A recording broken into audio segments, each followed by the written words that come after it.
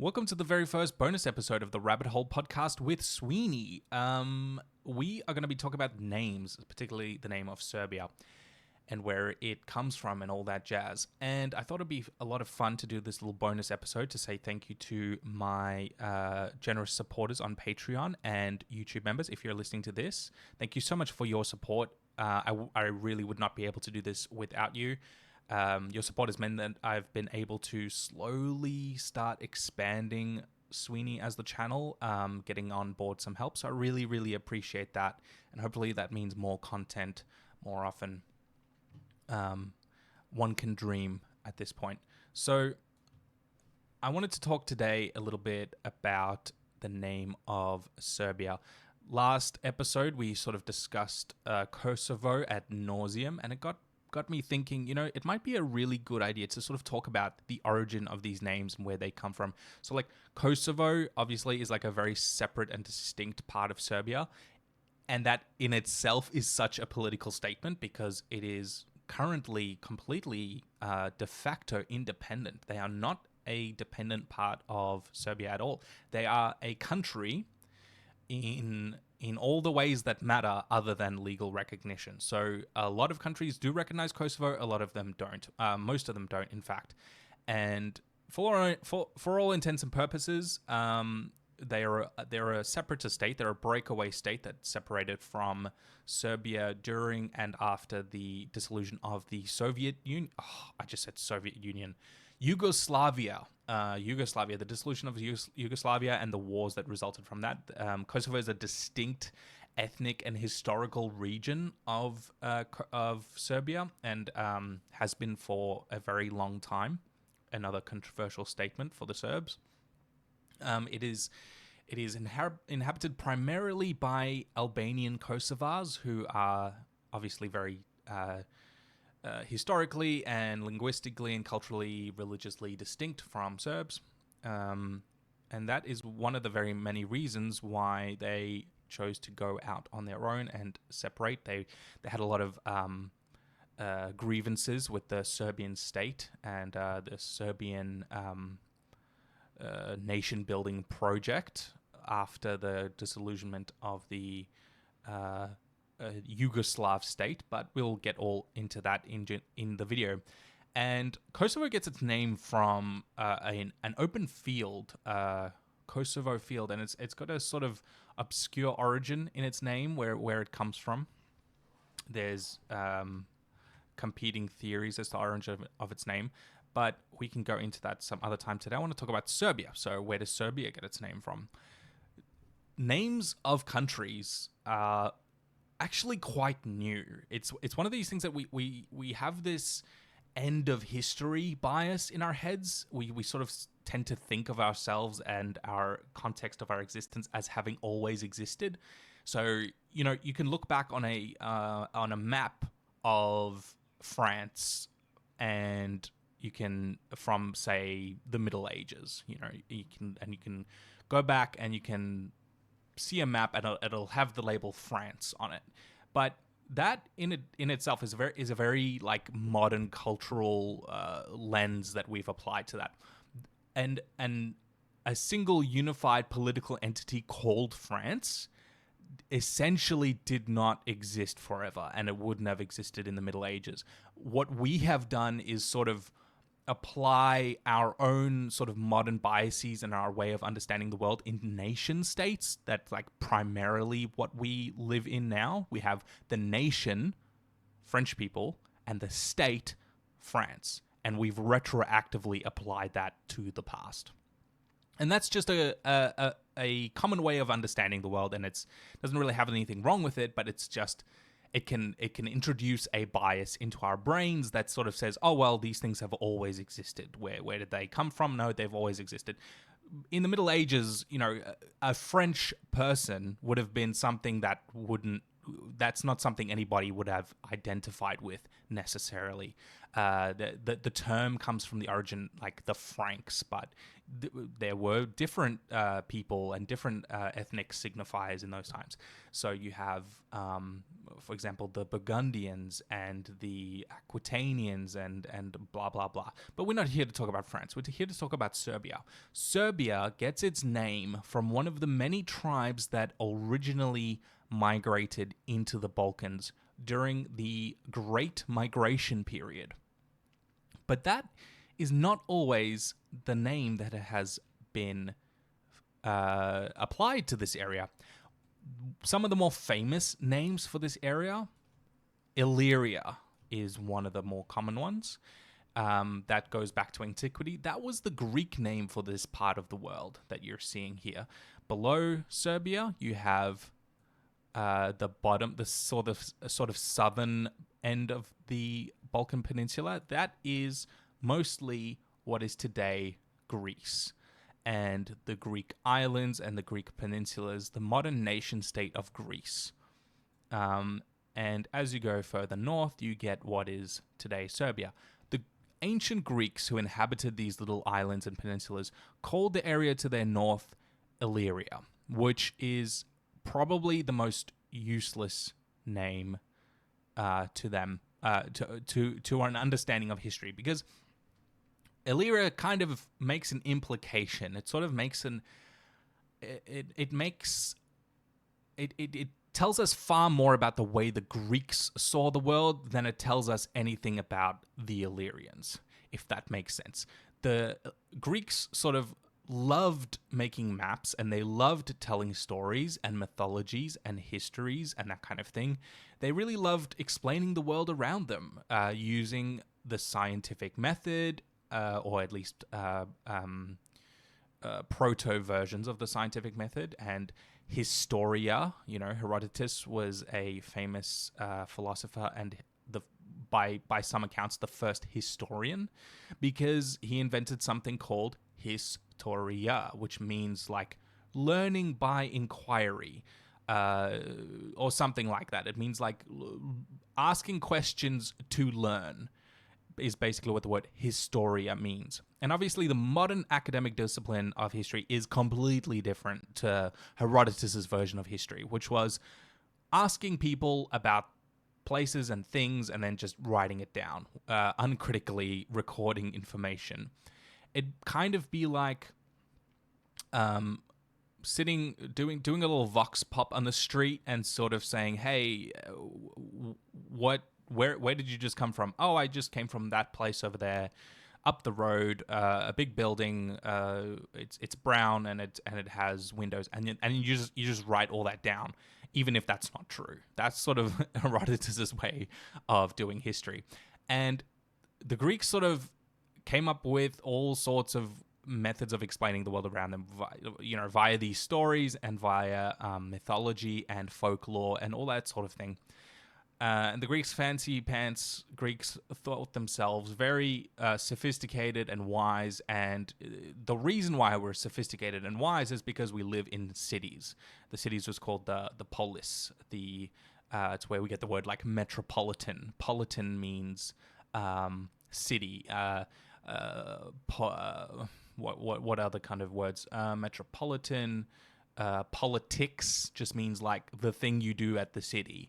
It's all these sort of related words because the Greeks lived in cities and they thought that everybody living outside the cities were a bunch of country bumpkin numpties, and they had they used stories to explain how they got there and what happened. It's very human nature to try and explain your origin and your how you got to the place that you're in with stories, which is introducing an absolute crap ton of biases. Like it is so like littered with biases that it's almost worth just disregarding the entire thing, because it's sort of, like I was saying, it sort of explains more about the Greeks than it does about anything else they were talking about, because they don't necessarily know how they got there. They don't have encyclopedias to grab and sort of look up. They don't have an ancient antiquities version of Wikipedia to go, oh, I live in a city called Melbourne. Let me go look where Melbourne came from and how long it's been settled and who built it and what did they build it out of and how many times did it burn down. I can look all that up. That's not a thing that they could have done very easily. And a lot of the ways that this happens is mythology. And a character that features quite prominently in a lot of recorded Greek mythology is Illyrius. And Illyrius was this sort of Greek version of a mythic ancestor of the Illyrians. The problem is we know next to nothing about the Illyrians themselves. We don't really know what language they spoke. We don't really know what cultural signifiers or what kind of society they had. To what degree were they nomadic? To what degree were they settled? To what degree were they warlike?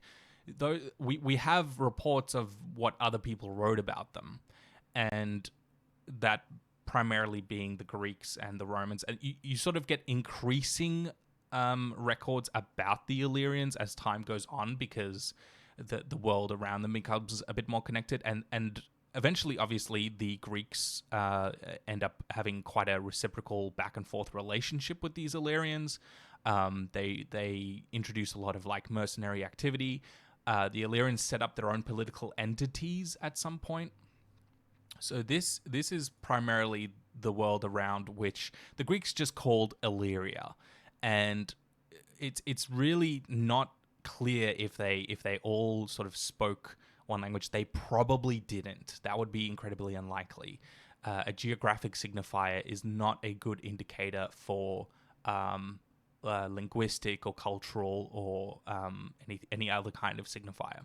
And the Greeks sort of, they lived down here and they had a lot of interactions with these Illyrians. So that's primarily where the name Illyria comes from. It comes from the Greeks and their mythology and their world building and explaining the world around them. And their mythic ancestor hero that they called Illyrius. So that's primarily, as far as we know, that's the oldest name for this part of the world.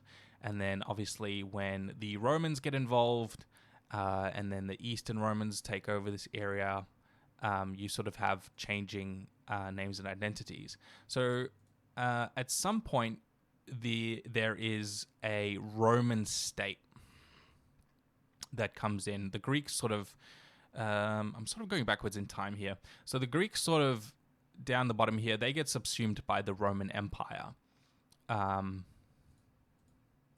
The Greeks, these are the Greek states down here, and then you have these Illyrian political entities to their north. So these ones in red. The sort of center one, these maps don't have labels yet because I always leave the labels to the absolute last second because it's incredibly mind-numbing, and by the time I finish the video and want to render it out, I don't want to look at it anymore. I'm so bored of anything, so that I just want to switch off my brain and put the labels into the maps, and that's a lot of fun because I can just listen to podcasts while I do it. So if you ever want to make your own maps, listen to this podcast because I find it incredibly helpful.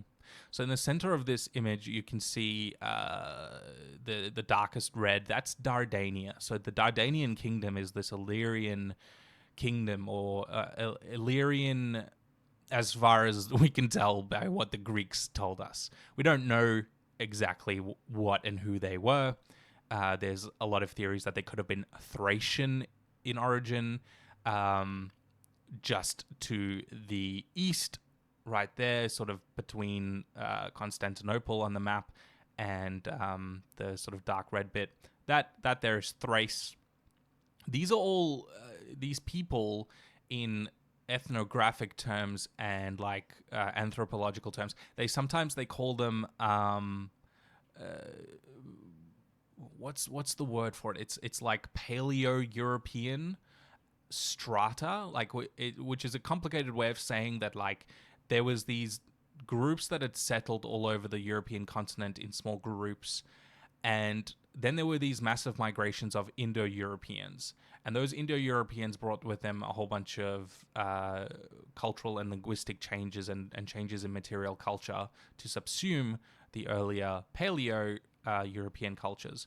And Paleo-European cultural language and that sort of thing, we know very little about it. The Basque language in Spain is one of the very few remnants of Paleo-European languages, and it's essentially that's it. And the Illyrians and the Hellenes, which is what the Greeks call themselves, and the Thracians, these peoples are essentially the descendants of the Indo-Europeans, and they speakers of Proto-Indo-European language families.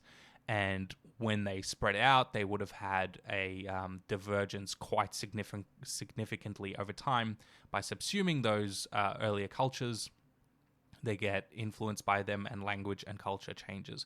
So the Greeks would not have had necessarily a hard time understanding one another. They would have spoke various dialects of the same sort of like the bones of the language are similar, so to speak. I'm not a linguist, as you can tell.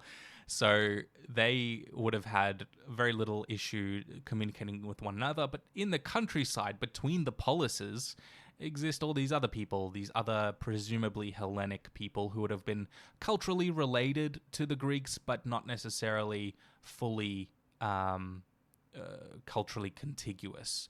They wouldn't have had like a formal Greek identity because they didn't live in cities, and they don't really care about like language as much as we do today in terms of cultural signifiers.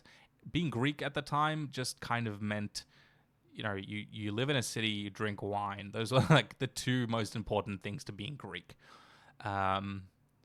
If you weren't that, then you were essentially not a Greek, even if you could kind of understand each other and your languages were somewhat related. So there's ongoing debate and ongoing investigation as to the what sort of people were these Dardanians? Were they Illyrian? The short answer to that question is yes, but only in the way that the Greeks understood the world. Yes, in the way that that's what they were named by the Greeks, or wherever the origin of that name is. And I just thought that was interesting. So eventually the Romans take over this whole area, and you're seeing a green area on the map now, and the red areas are all primarily Roman. So this is the expansion of the sort of early Roman state, and it's taken over Greece, and it's taken over Turkey, and the lighter red or sort of pink shaded areas, those are areas that are sort of within Rome's sphere of influence by quite a big margin. And what does that even mean? What am I saying? Quite a big margin. They're within the Roman sphere of influence to a high degree, and sometimes are tributary states or protectorate states. The Romans had sort of very interesting relationships with the states around them before they came in and conquered them.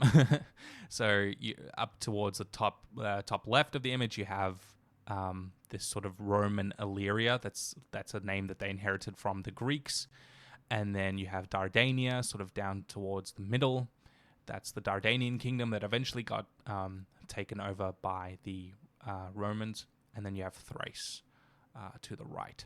And that green area, that is, I believe that's the Skordiski, which is another unhelpful name from a Gallic or Gaulic or Celtic political entity that existed there. At some point, there was a large migration of Gauls, or Celts as we call them today, from the frontiers of Rome, who settled across the Danube and set up quite a strong political entity in what is today northern Serbia. Or technically, I should say central Serbia, and we will get to that in a second. And above them is the Dardanians, no, that's not the Dardanians. Those are the Dacians. That's the blue Dacians. And that is primarily over what is today Romania, sort of Hungary, and Moldavia. And Dacia is the Dacian tribe is one of the things where you can see the name still exists in a lot of places in Romania today. Like Dacia, the car company, I believe, is its name origin comes from there, and it's like a Romanian car company. And they, these names come down to us. The Skordiski, I'm not sure if anything remains of their name in modern day Serbia, but I'm sure somebody else more interesting could tell you the answer to that. So south of the Danube, we've already got a lot of different names. The Romans take over this area, and the problem with Roman mythology is that they don't like the name Illyria. They don't like the name Dardania. Dardania gets its own name through a similar cultural tradition through which the Greeks and Romans were operating in. In a time when the most popular book of fiction is the Iliad and the Odyssey, people loved to sort of connect themselves to this book. It was like writing fan fiction about your country being in some way connected to the heroes and myths contained within the Iliad and the Odyssey. And they sort of said to themselves, we're descendants of, okay, we can't be Trojans necessarily, but maybe some of us are Trojans. Maybe we're Trojan refugees, and we settled here a long time ago in Dardania, because the Trojans had another ally city called Dardanos. So if you notice here at the Dardanelles Straits, sort of at the this sort of central part of I don't have the mouse being captured right now, but the Dardanelles Straits is the sort of narrow strip of water connecting what is the Sea of Marmara to the Aegean. And they were a city who, in as much as the story goes as of Troy, there were several cities that were allied with the Trojans and who formed part of the Trojan hegemony or something like that. And the Dardanians was one of them. And they were essentially, it's like a B tier Trojan calling yourself a Dardanian. And the thing is, it's probably one of these things like false friends where the names actually didn't come from one another. It's like there and there in English. It's like these words sound the same, but they mean two different things. And the Dardanians and Dardanos may have had their names originate from two separate and completely unrelated words, or they may have been related in some way because there was some sort of migration. There was like this theory at one point that the Dardanians from the Balkans actually migrated to Dardanos from the city. So there's like conflicting arguments and conflicting mythological traditions that exist about these names, like who stole whose name first. And this became a problem when the Romans took over, because the Romans said, no, wait, we're descendants of the Trojans. You're not the descendants of the Trojans. You are a bunch of barbarians whom we have conquered. Because it's like, well, if you're related mythologically and literarily to the people you conquered, then why should you submit to them? Like, what's the... That's kind of how these ancient people thought. They're like, wait, we're in charge because we're descendants of the Trojan heroes who were prophesied to rebuild a massive empire in the literary tradition and reconquer the Greeks who destroyed Troy or some shit like that. And if we're like destined to have done that, then how can we be taking over other people who are descendants from the Trojans or the Dardanians? And it's like, this is a very tiring way to see the world, in my opinion. And it must have been very difficult being a Roman historian or myth maker or that kind of thing at the time, because you have to sort of reconcile all these problems with other people's traditions conflicting with your own. So there was another tribe that sort of lived. So the Romans said to themselves, "Oh no, okay, you can't be descendants of the Dardanians. We're going to give you literally a brand new name. We're going to call you Moesia, and we're gonna name you Moesia because there's a tribe called the Moesians who once used to live in Dardania, on the lands that are Dardania. This, as far as we can tell, is complete bullshit. It is not real. It is a purely fictitious thing invented by Roman historians to say, there was this mythological tribe called the Moesians, so we're going to rename the land that you live on Moesia. It was a way of reconciling these two conflicting stories. So we're up to like 4 names at this point. We've got the Skordiski, we've got the Dardanians, we've got Illyria, and we've got Moesia. It's all very complicated. And you've got like Moesia Superior and Moesia Inferior. It's like these names eventually stuck until people had sort of lost any sort of like contiguous memory of the name being different of the people that lived there, and they were like, yeah, we're the Moesians, and that name sort of jumps around as these borders change as well, which is quite funny. But at some point, the Roman state collapses. At first, it splits into East and West, so you've seen East and West state, and you've got sort of the central different political divisions within the Roman Empire happening sort of for administrative purposes, so they each get different names. Some of them are like, you've got like Moesia here. I can't remember which one of these exactly is Moesia, but these are names that sort of get recycled and used over and over again within the Roman administrative system.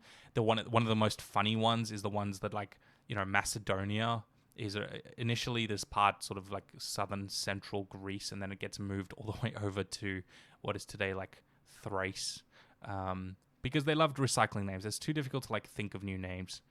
And then at some point, the Roman state sort of starts to collapse, and there's these huge migrations of people coming across the borders. And at some point or another, these Slavic migrations come in. So you've got this massive there's a massive nomadic invasion from a people called the Avars or Avar. I can't remember exactly what their origin is. I think they might have been Turkic. And they come over from the central Asian steppes, places like that, and they come and they take over vast swathes of Eastern Europe from a power base, sort of central Pannonian plain, right in and amongst what is today Hungary. It's a large, open, flat, steppe-like area that makes it a good base of support. And you can see their sphere of influence spreads very, very far, sort of all the way to the east and into what is now Ukraine, and all the way to the west into what is now Bohemia or the Czech Republic. And they take over a large part of this area. And they do two things with the Slavs. The Slavs sort of this... the origin of the Slavs is they had a... what do you call it? Like they'd been geographically isolated, and when a population of people is geographically isolated in one area, they start to diverge linguistically and ethnically and with their material culture, and that's pretty much how it's hypothesized that's how different languages started to formulate. And then it's only when you have this massive onslaught of either massive environmental changes with the weather or some sort of natural disaster or population explosions or invasions that people migrate. And a lot of these Slavic tribes migrate to get away from the Avars, and a lot of them join the Avars or become slaves of the Avars, or they become allies of the Avars, that sort of thing. And they come and they settle along the borders of the Roman state, the Byzantine Empire, which is now in purple. And they primarily migrate into the Balkans as the Balkans becomes like war ravaged.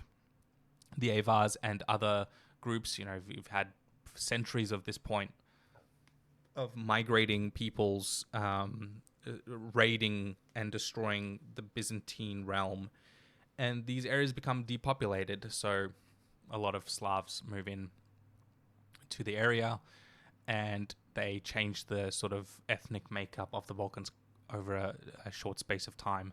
There's one historical record that describes it as a torrent of Slavs, um, a torrent of Slavs bursting forth like a broken dam into the Balkans, and in like one generation, they're essentially everywhere.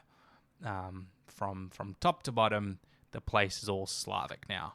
And one of these Slavic tribes had their own ethnic signifier, which was something like SRB.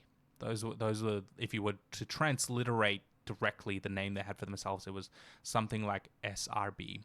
And they weren't the only Slavic tribe to migrate into this area, not by a long shot. There were dozens, possibly, hundreds of tribes that migrated into the Balkans. And you don't hear about them because only a few are named. You've got these vast swathes of these people who oftentimes, Greek historians or Roman historians will call them Sklaveni or Wends or Moravians or that kind of thing. Or Croats or whatever. There's all these different names that they had for what are essentially a large swath of different tribal entities, and a lot of the time it's not necessarily like a linguistic or a cultural signifier to have these names. A lot of the time it's hypothesized to be purely political. It's who you're loyal to. If you're a war band or a war tribe, it's like, well, we serve that guy over there as opposed to that guy over there. That doesn't mean we're different. We're different peoples. We just have a name for ourselves because to distinguish who we are. And that possibly is the origin of the name Serb. There are many other theories, obviously.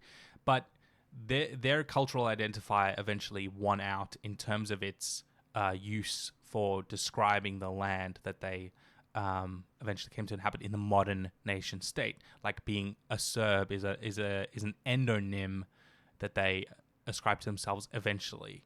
And it's similar to, like, so you have these endonyms that are you describe this name of yourself, and then you get exonyms, which is the words that other people use to describe you.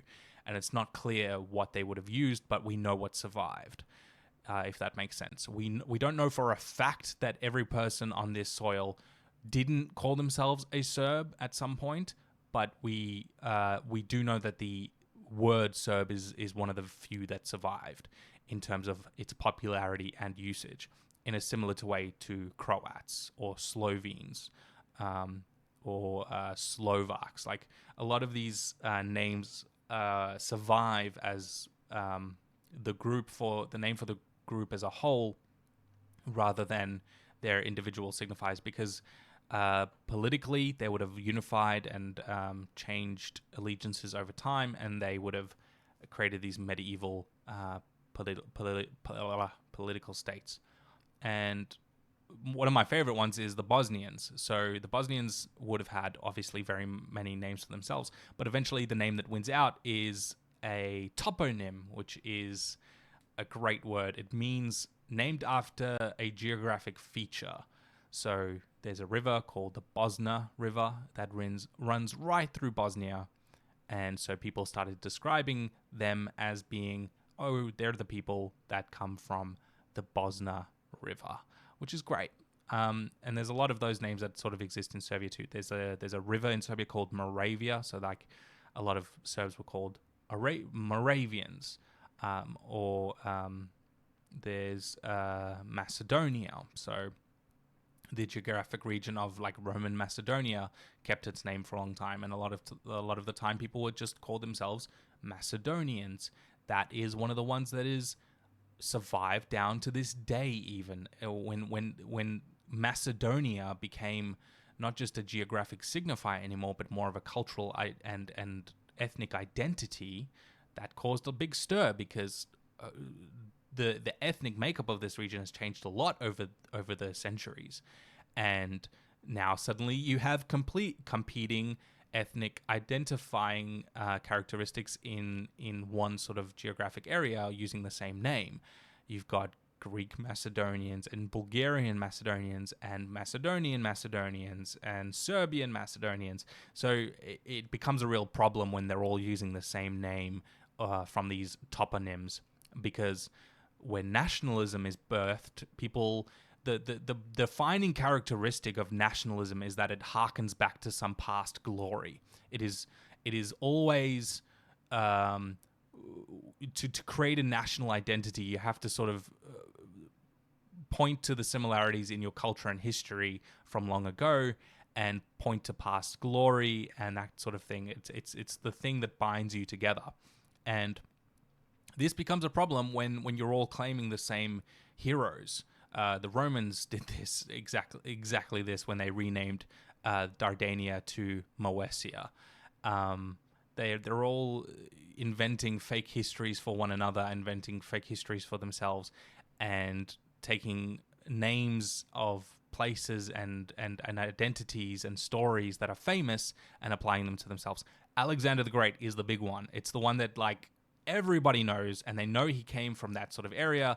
He ruled large swaths of what is today Greece and Turkey, and all. Is a big chunk of this area is, he ruled it, and he ruled the largest land empire by some measures at the time. He conquered the known world, as it were, and that left a huge imprint on the name of the place that he came from. The place he came from was the kingdom of Macedon, a Greek or Hellenic kingdom that was itself on the periphery of the Greek world. And then that name just gets inherited and recycled a bunch of times, and eventually results in the creation of the nation state of North Macedonia today, which for a long time it was disputed on its use of the name Macedonia, because that is also a region in Greece that encompasses historic Macedonia as well. And it's all very hilarious when you boil down to it. But of course, it means a lot to those people who believe that, because it's something that has been shaped over the course of literal centuries, literal millennia. It is an identity that is been crafted in a complex way. Anyway, so eventually you have these Serbs in, and that sort of becomes the name that wins out over time. And the name that the people around them primarily used was different. They primarily called this area Raetia.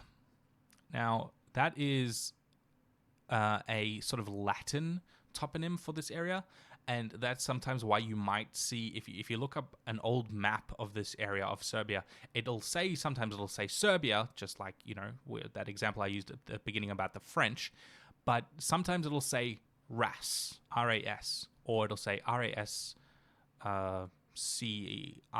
Raetia. And that comes from the center of this political entity, this Serbian medieval state, had its origins in a town or a fortified complex called Ras, or Rash, depending on how you want to say it. And in the Serbian language, that's Raška, and because that would have been their geographic name for this state, centered from a political power in what is now Serbia. That medieval complex was this large sort of ring fort on the top of a hill near a river, and it occupied an older settlement that the Greeks and Romans called Arsa, so it's not hard to guess where the name came from. Arsa, Ras, Raška, Raetia, the sort of related words, and that was the sort of political center of this state. And this was a very strategic location on a river called Raška, or Ras, or Arsa, that sort of ran through the mountainous region of Upper Serbia, and that area was primarily used for its defensive defensive purposes. The Romans used it for its defensive purposes.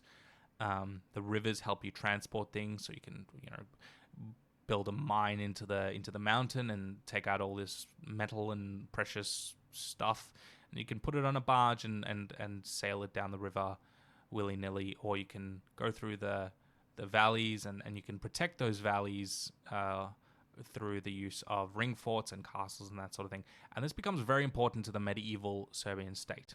So for a long time, the name Ratians or Rashka, like that's one of the primary names that you hear being used to describe the Serbs and the Serbian political entity, sometimes by themselves and sometimes by others.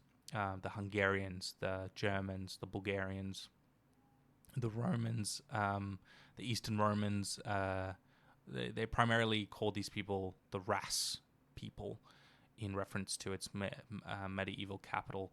And this was not primarily their own, like it didn't primarily control the city or fortified complex of Ras the whole time.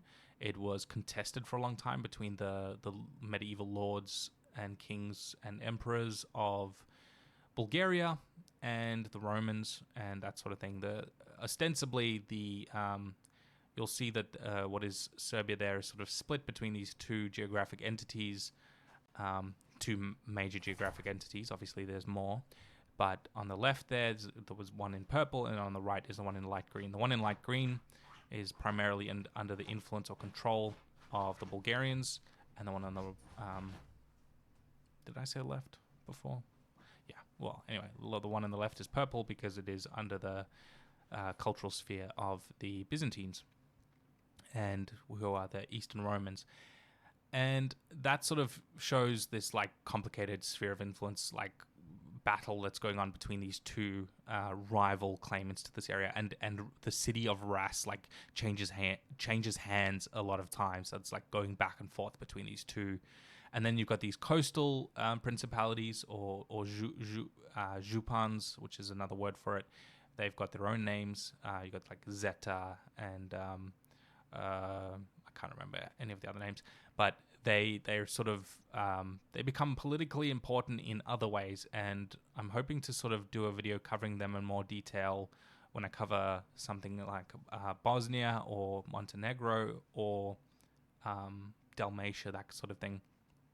But this central region here is what was primarily given the name Rashka or Ratia. And then what happens is, if you sort of fast forward to the Ottomans taking over, a lot of Serbs migrate into the Holy Roman Empire, that's in orange, and they sort of settle along these like massive frontiers. And then you've got the people that sort of live in the southern bit that primarily gets named Smederevo. That was the Ottoman name for Serbia, and that was named after a large fortified castle that was the last capital of Serbia before it fell to the Ottomans. And they also gave a lot of other names to this area. Like you've got Herzog, which is a title that was given by, at one point, some medieval lord, and then that name just got applied to the whole area that that southern area of Bosnia called Herzegovina now to this day, which is another one of those that's super hilarious. It's like Bosnia and Herzegovina is the full name of that country. And they also, they named like Novi Pazar. Like Pazar means like, it comes from the root of the word bazaar. So it means marketplace. And that's primarily what Ras was. Like it came to be the center of the political protection of this big marketplace within Serbia. So there was a large marketplace, and then up on the hills there were forts that protected it. That's essentially what the fortified complex of Ras or Stari Ras became, which means like old Ras. They protected this marketplace, and that helped their economic stability. And I think that name sort of kept its relevancy when the Ottomans took over, because they said they rebuilt the area, they rebuilt that complex, and they moved it around a lot, and they called it the New Marketplace, which means like Novi Pazar, or like in Turkish I think it's like Yeni Pazar, which means like new marketplace. So it was like old marketplace, new marketplace, and that name has survived into the modern day as well. It's the second largest, I believe, city in Serbia now. Novi Pazar, sort of this one right here. You can probably see it highlighted if you're watching this. Montenegro, same thing. It gets its name from in Latin, Montenegro means like Black Mountain, and Black Mountain is a name that already existed. It was already called that in different languages. So when the Serbs sort of retreated to this like fortified, hilly country sort of area in the southern part of the Serbian Herzegovinian area, and they fought off the Ottomans in this little light blue area, which should be highlighted now, they were just called the people that lived in the Black Mountain, or Montenegrin, Black Mountainin person. And then other names that were sort of descendants of older names, and then just like transliterated into what is now the Turkish language, the Ottoman Turkish language. And then up here, you can see like I've left a little like label there, Voivodeship of Serbia. That is primarily the area that is today called Vojvodina, and it's because when the Serbs migrated north, they often had elected captains that were their political leaders and would represent them in their military districts. And those military districts would answer directly to the Emperor of the Holy Roman Empire, the Austrian Emperor. And his title was, it's sort of, I think in Serbian it's like a Vojvode, something like that, or and that sort of, it's a word that exists in a lot of Eastern European languages, and it basically means lord or captain. And that area being within the military frontier of that empire, and inhabited by a lot of what were called Raetians in the Austrian court, they get this name Vojvodina, which means like the area of the captains. And every time that the Serbs within the Habsburg Empire struggle for independence, when all these independence movements are going on, and they struggle for autonomy or against the centralization policies of the Holy Roman Empire, every time they do these struggles, they use the name Vojvodina more and more to describe the land that they live in. And that's sort of the primary geographic names of Serbia that were used up until that point. So you had Vojvodina, and you had Raetia, you had Kosovo, you had Montenegro, you had Bosnia, and you had can't remember the last one. Oh yeah, Herzegovina. And obviously Serbs didn't only live in those places, they lived all over the bloody shop. They lived in, you can see there's these light orange parts of what is today Croatia. They lived in a lot of these as well. That's where Croatian Serbs are primarily thought to have been descendant of. A lot of those names would have come from just the names of their particular military district. And sometimes that name gets used for the name like Krajina. So the word Krajina in a lot of Slavic languages just means borderland, and it's similar to the origin of the name Vojvodina, because they're literally just saying, well, that's the borderland over there. That's the military frontier, the military borderland that we inhabit. And during the Yugoslav wars, a lot of those names are resurrected. So there was like the Republic of Serbian the Republic of Serbian Krajina or something like that. That is a name that gets resurrected as well as time goes on. Here's another bit of the Ottoman Empire. This is what medieval Serbia probably would have looked like. Obviously, we don't have much to go off in terms of the archaeological record. This is sort of what the Belgrade would have looked like. It was held for a very long time. It wasn't actually held all that long by the Serbian state. It would have been inhabited by Serbs for a very long time, but they at a lot of those times they would have been in the minority, or they would have not even lived in the city at all. They would have lived in the countryside surrounding the area, and it would have been inhabited by Romans who would have spoken Greek primarily, and later it would have been Hungarians mostly. And then at a certain time, when Belgrade became part of the Holy Roman Empire, it would have been also a lot of German migration. So Belgrade for a very long time wasn't all that Serbian in our modern understanding of the word. It would have had a political and ethnic, a lot more political and ethnic ties to what is now Hungary or Hungarian than it would have to Serbia. But obviously, it still forms this like core part of what eventually became the Serbian state. It's this large fortified city that sort of sits on the banks of two very strategic rivers. So the way I've drawn it here is on the part facing down here in the middle. That's sort of the Danube River, and then around the banks to the rear on the right there, that's the Sava River. So it's the confluence of these two very important rivers. So it's good to fortify that area for trade, and also to fortify the what is essentially the border between the rest of Eastern or Central Europe and the Balkans. So that becomes, for a very long time in medieval Europe, like Belgrade was this like, it was seen as the citadel of Europe. It was seen as this massive fortified settlement that eventually gets sort of subsumed in importance by other places. But for a long time, it was very important to have Belgrade, and that's sort of where it gets its origin.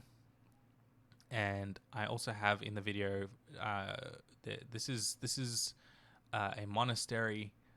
This is kind of what the one that I used to show what this is. This is a famous monastery in Novi.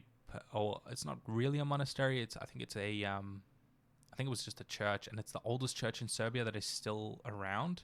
It's called like the Church of the Apostles, and it is in Novi Pazar today, and it's quite beautiful, and it is an example of what the earliest churches for the Ras political entity would have looked like. It is a well-preserved church or monastery, and that is an example of this very, very early political entity that existed in Serbia at the time. And obviously the Rash state, the center of the Rash state, was also filled to the brim with these endowment monasteries, these like churches that were built by Serbian rulers who were alive during the course of their life. They then paid money into revamping or refurnishing or building from scratch these monasteries, and then they would eventually get buried there, and that would become a local shrine for them. That would become a center of cult activity. This image here is an example of what a lot of those monasteries, the architectural school that they would have used. This is the Pech Monastery, so it's not in Racia. This is in what is today North Macedonia, but this is very much similar to that. What was I saying? Very, very similar to that architectural tradition that would have existed in the medieval Serbian state. So I just thought that would be interesting to show you a little bit more loosey-goosey with this episode, the little bonus episode, just for patrons and YouTube members. And I thought it might be interesting. Oh, you know what else we can do? We can also look at a map here. This is sort of the areas that we're talking about. So we've got sort of Bosnia here, and